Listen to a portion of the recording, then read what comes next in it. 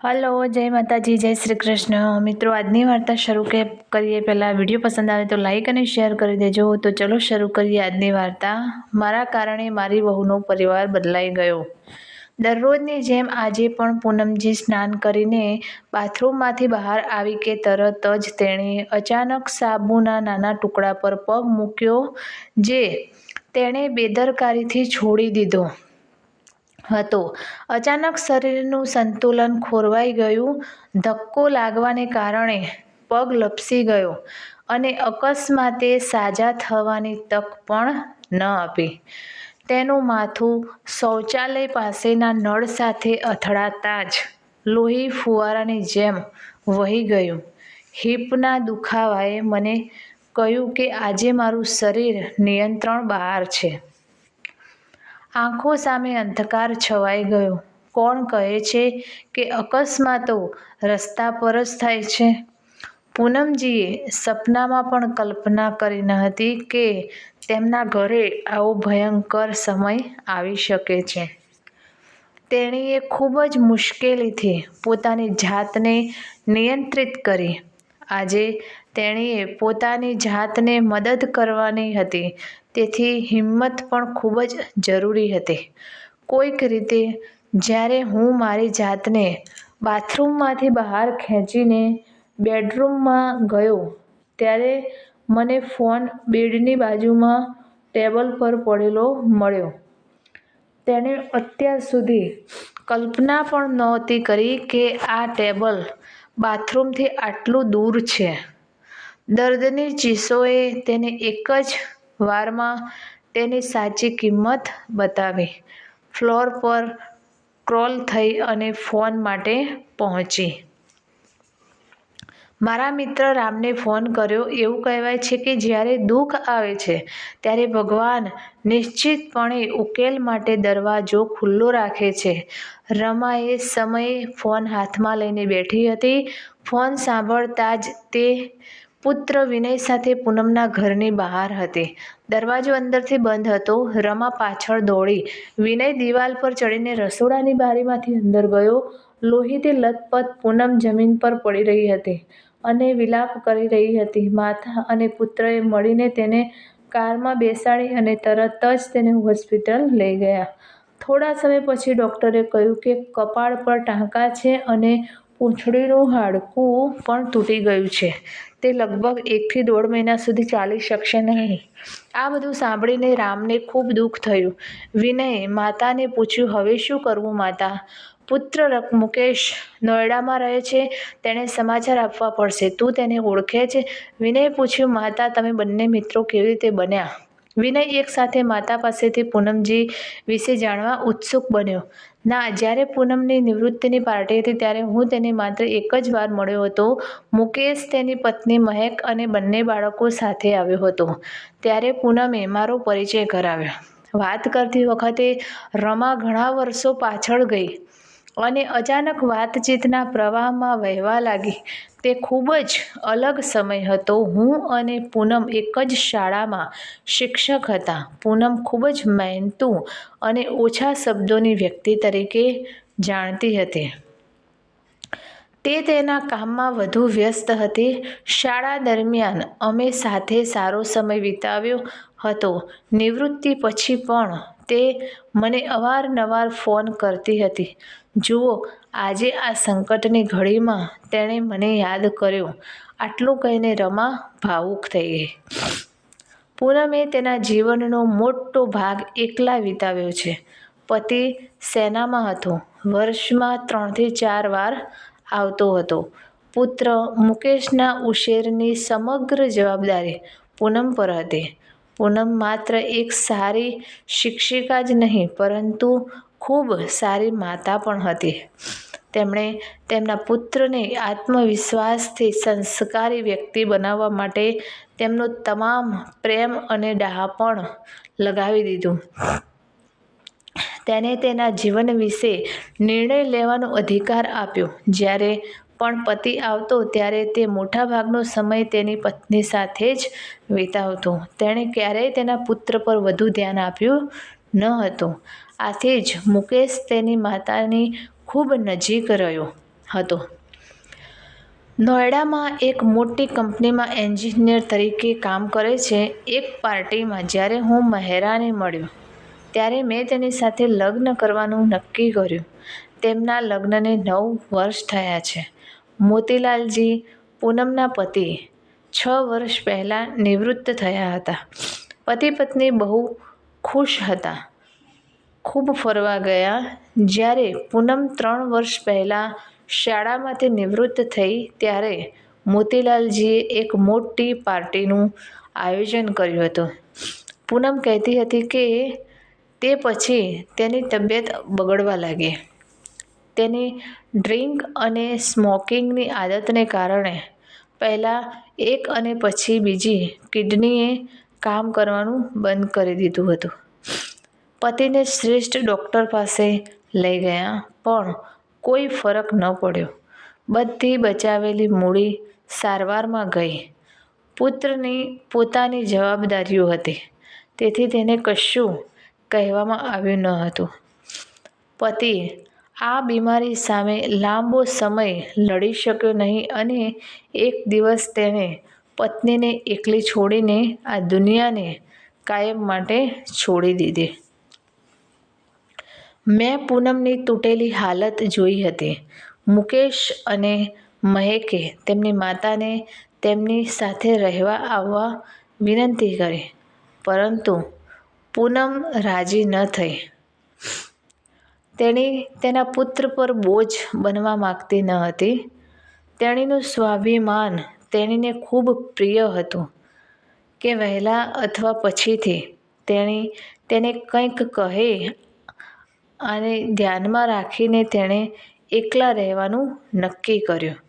પરંતુ આજે સંજોગો તેને એ જ જગ્યાએ લઈ આવ્યા જ્યાંથી તે હંમેશા ટાળતી હતી. થોડી વાર પછી નર્સ આવી અને કહ્યું કે પૂનમ તારી સાથે વાત કરવા માંગે છે. બંને અંદર દોડ્યા. પૂનમની આંખમાં આંસુ હતા. જ્યારે તે હાથ જોડીને રામનો આભાર માનવા લાગી ત્યારે રામાએ તેનો હાથ પકડીને પૂનમના હાથમાં પોતાનો ફોન આપ્યો અને કહ્યું કે મને નંબર આપો, હું મુકેશને ફોન કરીશ. પૂનમે નંબર ડાયલ કર્યો એટલે રમા ફોન લઈને બહાર નીકળી ગઈ. ત્યારે મુકેશ ઓફિસમાં હતો. તેના ડેસ્ક પર પડેલો ફોન રણક્યો હતો. બાજુમાં બેઠેલા તેના મિત્રો આજે બપોરનું ભોજન ક્યાં ઓર્ડર કરવું તે અંગે દલીલ કરી રહ્યા હતા. મિત્રએ કહ્યું, અરે ભાઈ, તમે ચૂપ નથી રહેતા, ઉપરથી ફોન વાગે છે. મુકેશ ક્યાં છે? બીજા મિત્રએ કહ્યું, મુકેશ બોસના રૂમમાં છે. આપણા બધા જ નહીં, બોસ પણ મુકેશની ભલાઈ અને ક્ષમતાનો લાભ ઉઠાવે છે. તમે જ્યારે પણ જુઓ ત્યારે એક પછી એક જવાબદારી મુકેશ પર નાખતા રહે છે. તે એકદમ સાચો છે. સારા લોકોની એકમાત્ર ખરાબ બાબત એ છે કે તેઓ કોઈને ના કહી શકતા નથી. અમારો ગરીબ મુકેશ પણ એવો જ છે. તે બધાને મદદ કરે છે. જુઓ, મુકેશ પણ સામેથી આવ્યો છે. મુકેશ, તારો ફોન વાગે છે. કોલ સાંભળતા જ મુકેશનો ચહેરો નિસ્તેજ થઈ ગયો. તે તેના બોસની ઓફિસે દોડી ગયો અને તેના મિત્રોને 2 દિવસ પછી મળવાનું કહીને તે જવાનો હતો ત્યારે સૂરજે તેને પકડી લીધો. શું થયું દોસ્ત? બધું સારું છે ને? ના, બધું બરાબર નથી. ગામમાંથી મારી માતાના મિત્રનો ફોન આવ્યો કે મારી માતાને અકસ્માત થયો છે, પડી ગયા છે અને ઘણી ઈજાઓ થઈ છે. તે હોસ્પિટલમાં છે. તેને જલ્દી તેની માતા પાસે પહોંચવું છે. તેમ કહી મુકેશ ઝડપથી ત્યાંથી નીકળી ગયો. મુકેશ ઘરે આવતાની સાથે જ તેણે તેની પત્ની મહેકને કહ્યું કે તેની માતાને લેવા જઈ રહ્યો છે. તેણીને તેનો રૂમ તૈયાર કરવા અને એક નોકરાણીની વ્યવસ્થા કરવા કહે છે અને ઝડપથી ચાલ્યો ગયો. મહેક એક બાજુ ચૂપચાપ બેઠી, ચૂપચાપ તેના પતિની ચિંતા અને ગભરાટ જોઈ રહી અને તેની માનસિક વ્યવસ્થાને ખલેલ પહોંચાડતા સમાચાર તેને સંભળાવી રહી. 2 વર્ષ પહેલાં જ તેણે નોકરી શરૂ કરી અને ઘરના નાણાંનું સંચાલન કરવાનું શરૂ કર્યું. બેંકમાં નોકરી મળી. બાળકો સાથે મારે હવે સારી રેસ્ટોરન્ટમાં ખરીદી કરવા કે બહાર ખાવાનું વિચારવું પડતું નથી. મહેક આ નવી દિનચર્યામાં સારી રીતે એડજસ્ટ થઈ ગઈ હતી. પરંતુ હવે માતાના આગમનથી તે તેના મનમાં નવી શરૂઆત માટે બિલકુલ તૈયાર ન હતી. પરંતુ આ સંજોગોમાં જવાબદારીથી દૂર રહેવું તદ્દન ખોટું અને અસંસ્કારી હતું. મહેકે ઝડપથી પોતાની જાતને આ બધામાંથી બહાર કાઢી અને પીટીએ માટે બાળકોની શાળામાં જવા માટે તૈયાર થવા લાગી, જેના માટે તેણે આજે રજા લીધી હતી. 3 દિવસ પછી મુકેશે ગામના ઘરની જવાબદારી તેના પડોશીને આપી અને તે તેની માતા સાથે નોઈડા આવ્યો. મહેકે તેના સાસુ-સસરાને દેખાડો કરીને આવકાર્યો. મહેક શરૂઆતના થોડા દિવસ ચૂપ રહી. તે પાછો ફરતાની સાથે જ તેની માતા માટે ભાડે રાખેલી નોકરાણી ઘરે જતી. મહેક સાંજે ઘરે આવતાની સાથે જ વ્યસ્ત થઈ જતી. થોડા દિવસોમાં બાળકોનું હોમવર્ક, રાત્રિભોજન અને સવારના ભોજનની તૈયારી થવા લાગી. પહેલાં મુકેશ પાસેથી મદદની આશા ન હતી અને હવે પણ નહીં. પહેલાં ક્યારેક તો 1-2 દિવસ બચી જતી. બાળકો માટે સેન્ડવિચ બનાવતી અને ફ્રીઝરમાંથી બચેલો ખોરાક બંને માટે કાઢી લેતી. પણ હવે તે દરરોજ આવીને બધું કામ કરવાનું હતું. દિવસે ને દિવસે ખર્ચ વધવા લાગ્યો. માતાની દવાઓ, ડોઝ, હેલ્પરનો પગાર. મહેક પહેલાં ઓછા પછી વધુ ગણગણવા લાગી. જ્યારે પણ પતિ કામ પરથી ઘરે આવતો ત્યારે તે તેની પત્નીનો ચહેરો ફરિયાદોથી ભરેલો જોતો. બાળકો ઘરમાં નકારાત્મક પ્રવૃત્તિઓથી પ્રભાવિત ન થાય તે સુનિશ્ચિત કરવા માટે મુકેશ બંધ દરવાજા પાછળ બધું ઉકેલવાનો પ્રયાસ કરે છે. અને ક્યારેક થાકેલી સ્ત્રી હોવા છતાં તે પોતાની પત્ની અને બાળકોને બહાર ખવડાવવા લઈ જતો. પૂનમજી સાથે નથી જતી, પરંતુ આભારી છે કે તે થોડા સમય માટે ચીકથી મુક્ત થઈ જશે. ધીરે ધીરે જ્યારે પૂનમજી સ્વસ્થ થઈ ત્યારે સૌ પ્રથમ નોકરાણી મહેકે રજા લીધી અને પછી ધીમે ધીમે તેણીએ ઘરના કામકાજ તેની સાસુને શિફ્ટ કરવાનું શરૂ કર્યું. પૂનમજી અત્યારે સંપૂર્ણ સ્વસ્થ નથી લાગતી, પણ તે ચૂપચાપ સમયને આગળ ધપાવી રહી હતી કે એક દિવસ બધું સારું થઈ જશે. અને નહીં તો તેનું પોતાનું ઘર છે. પૂનમનો પિતરાઈ ભાઈ જે વિદેશમાં રહેતો હતો, એક દિવસ તેણે મુકેશને ફોન પર એક નાનકડું ટાસ્ક આપ્યું કે તેણે જ્વેલર પાસેથી કેટલાક દાગીના મંગાવ્યા છે અને તે તેને પૈસા મોકલી રહી છે. તે દાગીના ત્યાંથી ઉપાડીને નક્કી કરેલા સ્થળે પહોંચાડવાના છે. મુકેશે 3 દિવસ પછી ઘરે આવવાનું અને મહેક સાથે જવાનું આયોજન કર્યું. મહેક ખૂબ જ ખુશીથી સંમત થઈ. છેવટે, ભલે તમે ઘરેણાં ખરીદવા માંગતા ના હોવ, પણ તેને જોવાની આ એક સારી તક છે. જ્યારે મહેક તેની સાસુ માટે દરરોજ ઘણું કામ છોડીને જવા લાગી, ત્યારે પૂનમજીએ મહેક સાથે આ વિષય પર ખુલીને વાત કરવાનું નક્કી કર્યું. પૂનમજીએ કહ્યું તેમ મહેક ફરિયાદ કરવા લાગી, "અમે ખૂબ જ ખુશીથી જીવતા હતા. તમારા આવ્યા પછી આ ખર્ચ અને આ બધું કામ બહુ મોટું છે. માં, તને મન થાય કે ન કરું, કામ તો કરવું જ પડશે. હું કામની ના પાડતો નથી, પણ તમે ધીમે ધીમે મારા માટે ઘણું કામ છોડી દો છો. હું થાકી ગયો છું અને તેના ઉપર તમે બાળકોની આયા પણ કાઢી નાખી છે. અને મારે પણ તેમની સંભાળ રાખવાની છે.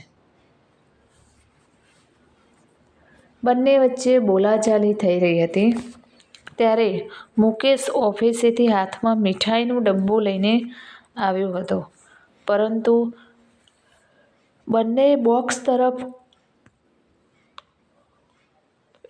જોયું પણ નહોતું અને એકબીજા પર આક્ષેપો કરતા રહ્યા. મુકેશ ચૂપચાપ સૂઈ ગયો. તેને ખૂબ જ દુઃખ થયું. બીજે દિવસે મુકેશે મહેકને ફોન કર્યો કે તેને અગત્યનું કામ હોવાથી તે ઝવેરી પાસે જઈ શકે તેમ નથી. તું તારી માને સાથે લઈ આવ અને ઓફિસેથી આવીને મારી પાસેથી પૈસા લઈ લે. હું તેને બેંકમાંથી ઉપાડી લઈશ. મહેક તેના સાસુ-સસરાને લઈ જવા માંગતી ન હતી, પણ આટલા પૈસા અને દાગીના સાથે એકલા રહેવાનું જોખમ પણ લેવા માંગતી ન હતી. એટલે માને લઈ જવું જરૂરી હતું. બંને 12 વાગ્યા સુધીમાં મુકેશની ઓફિસે પહોંચી ગયા. મુકેશ બહુ વ્યસ્ત હતો. કાચની દિવાલોમાંથી દેખાતું હતું કે તે બંધ ઓરડામાં ઘણા લોકોને કોઈ વિષય પર સંબોધિત કરી રહ્યો હતો. સાસુ અને વહુ બંને ખૂબ જ ગર્વ અનુભવી રહ્યા હતા. એટલામાં કર્મચારી હાથમાં 2 કપ કોફી લઈને આવ્યો અને આવતાની સાથે જ તેણે કહ્યું, તમારા બંનેને ખૂબ ખૂબ અભિનંદન.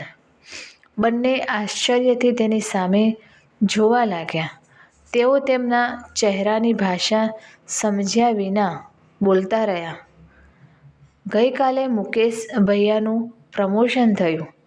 હવે તેઓ ઉપાધ્યક્ષ છે.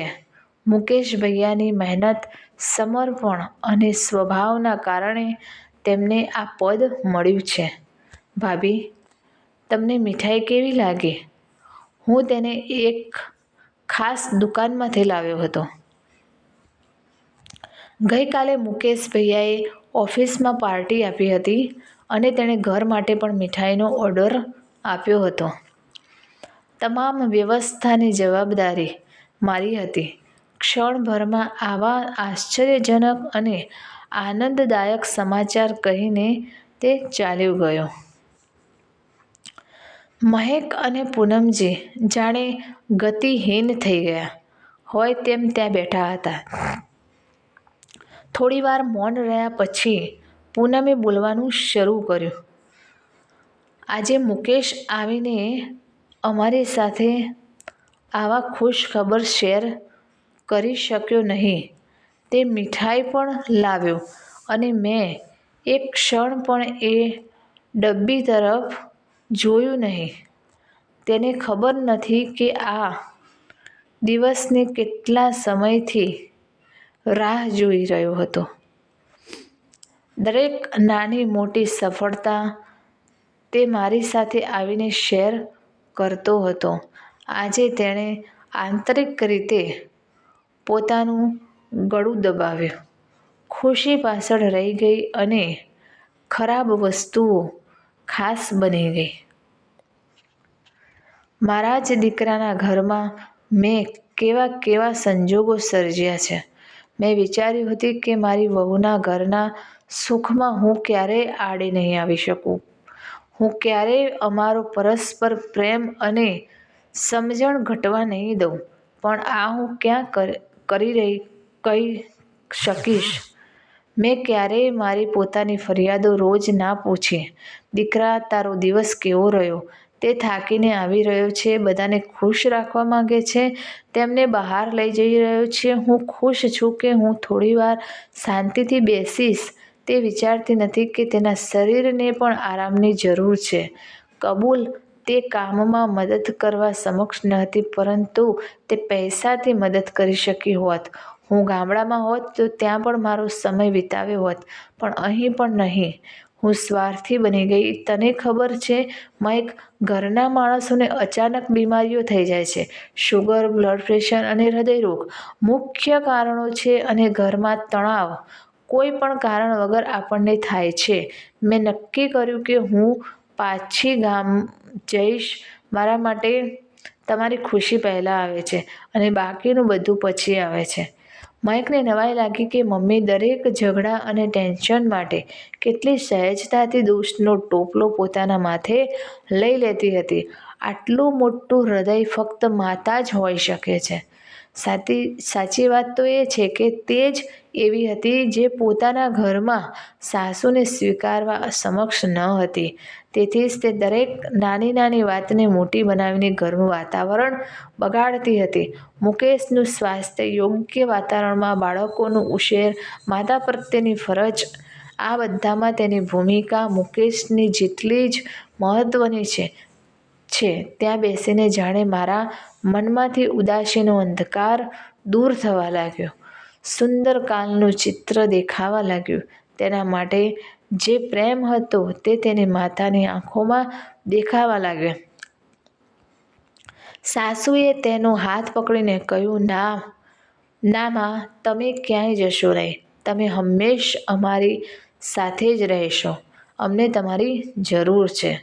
દિલ પર આજે પ્રેમથી દસ્તક તેને જીવનની અંદર લાવવું પડશે.